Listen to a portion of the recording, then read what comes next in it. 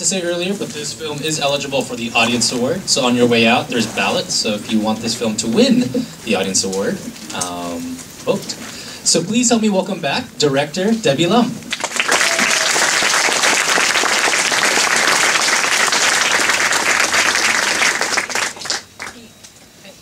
Can I do my second set of thank yous? It's in two parts because there's so many people to thank, and actually.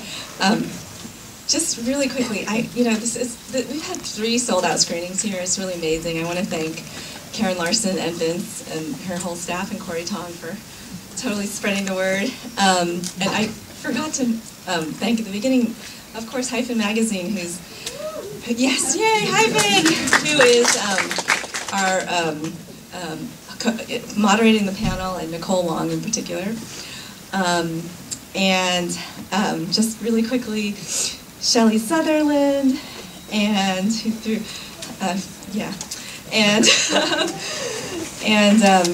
Chris Guevara is here. Actually, I think he left, but yay, Chris. Chris was our, totally dedicated assistant editor. Jeanette Eng, who's here, you'll see running around, especially if you come to the panel. She's been saving my butt. And Ying, who's here, who was she's right there, our PA, who also helped translate scenes from Mandarin and make sure that the translations were actually good, since, as you know, my Chinese was not so great. And I actually there's one person in particular that the film, this film took me a really long time to make, and, I could not have made it without my old friend and mentor, Spencer Nakasako.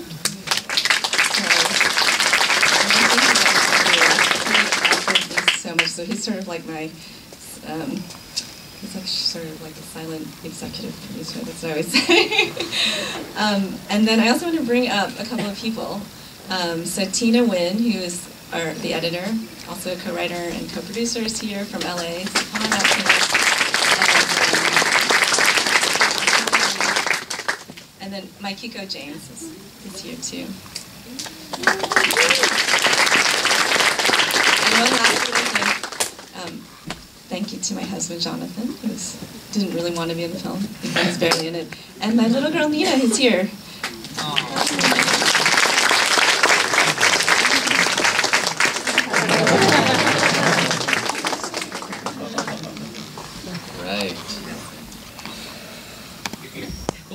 Well, I have a couple questions, and then I'm sure you all have questions of your own for Debbie and her crew here.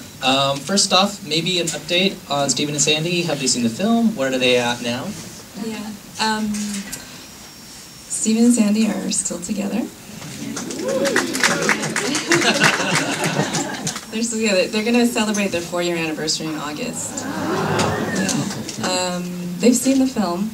They actually, because we had our premiere at South by Southwest, and before we did, I showed the film to them, and then they came with us to South by Southwest.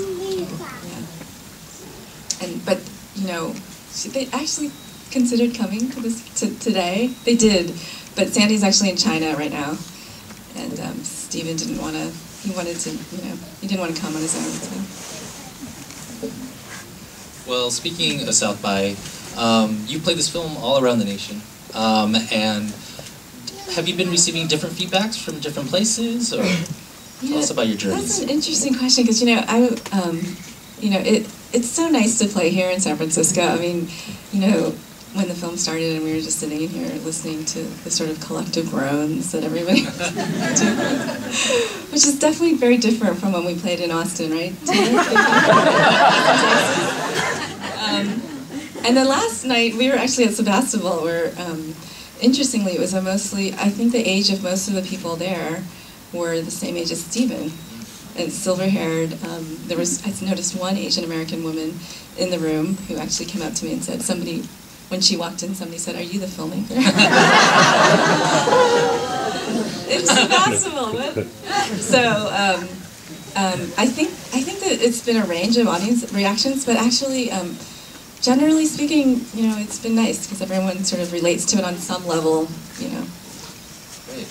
Well, I know engagement's really important to you as far as audience engagement, and hence the panel we're having a little bit later, so we can continue to talk about the content of this film and stories beyond it. Can you talk about the short web series that you've also made? Well, maybe I'll hand it over to Mikey Goodare. Do you want me to? Go for it. So I'll start and then she can fill in. So this film, in the very beginning, you can see there's all these other people, men that I interviewed, and actually I started out making a multi-character, issue-based film all about yellow fever. Why do certain Western men have it? Then Stephen actually was just one of maybe 5 characters that I was following. His story totally took over the film, and I had hundreds of hours of footage that I really wanted to do something with, and I started working with Makiko, who helped come up with this idea of developing a short video series about interracial dating and having an Asian fetish. So it's a web project. It's going to be released online in the month of April. So April 1st, every Monday in April, we're releasing a short video, and then we've invited a variety of bloggers, very diverse bloggers, to talk about it. We want all of you guys to come and tell us what you think. And you want to say something else? Sure.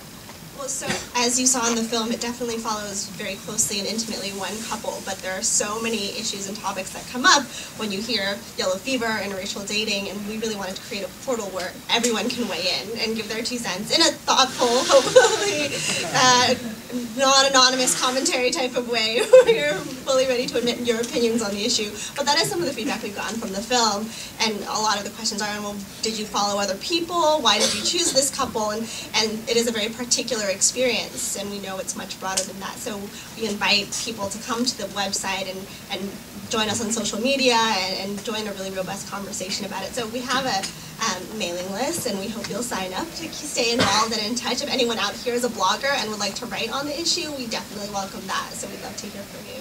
Oh, and the name of it is, it's called They'reAlsoBeautiful.com. It's a quote from the movie.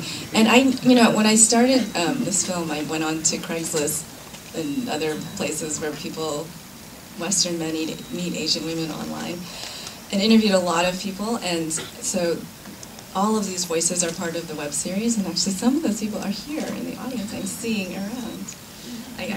That I interviewed like many years ago, so it'll be really interesting. Let's open up to the audience.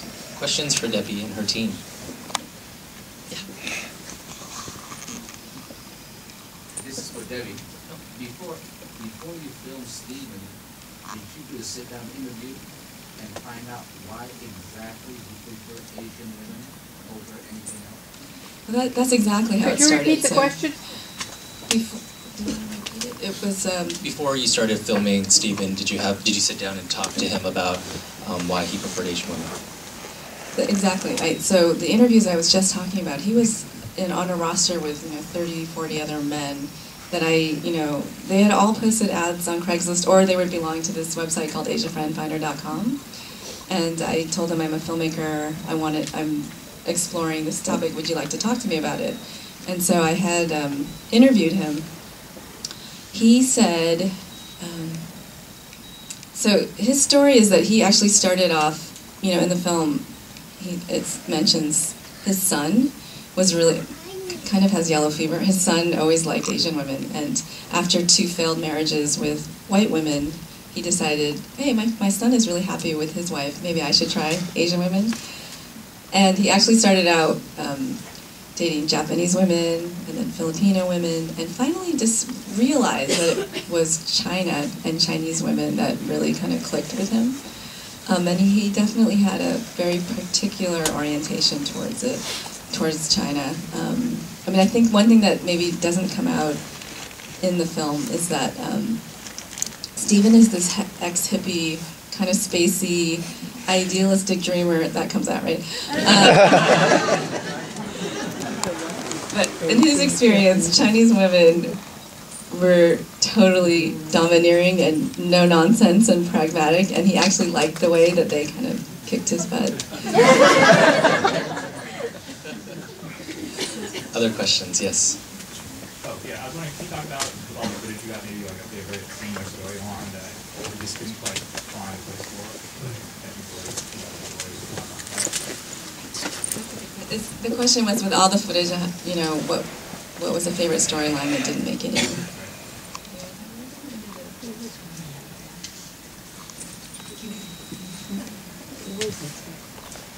There are deleted scenes that are going to be part of the DVD that we couldn't get to work into the flow of the film. Can you speak into the mic, please? Oh. Yeah. So there are actually a few scenes that we couldn't get quite to fit into the flow. There, for instance, like there's a really interesting discussion between Stephen and Sandy over dinner one night, and they're talking about Stephen's preference for a younger woman, and Sandy not necessarily having an age preference, which is one of the scenes that we both actually really liked and tried really hard to get it. So Tina did an amazing job editing this film, and she was really ruthless, actually. Because what was interesting about this film is that it has a very strong narrative drive, and we had to sort of, it was like a moving train that we couldn't get off of, and so there were things that we would have, you know, in other cases, in other films you might have spent more time going into backstory or going into, you know, where does Sandy come from in China, and or, you know, some of the happier times that they actually had together that didn't make it into the film, but because the plot was so kind of driving force, we often felt like we couldn't include it. One thing that came up in the Q&A on Wednesday or Thursday, you mentioned about Stephen and his hearing. Yes. That wasn't in the film. Do you want to talk about that? Oh, yeah, I mean, the language. Somebody asked if Stephen ever, you know, Sandy obviously was working very hard to learn English, and actually today is totally fluent in English. Stephen still speaks no Chinese really. Although he did try, and that was one of the scenes that we did cut out because we loved the scene, but it's Stephen trying to say this Chinese expression. It's